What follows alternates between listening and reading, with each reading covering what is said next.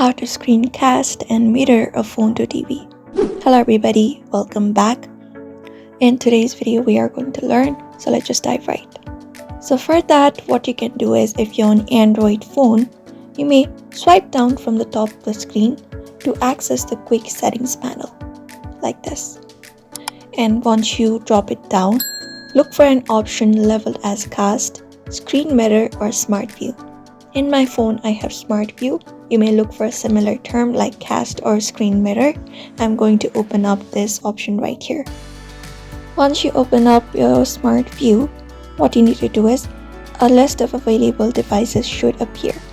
Now from the given options, select your TV from the list. And here you will be finding Start Now option. All you gotta do is tap on Start Now and you may screencast and mirror a phone to TV.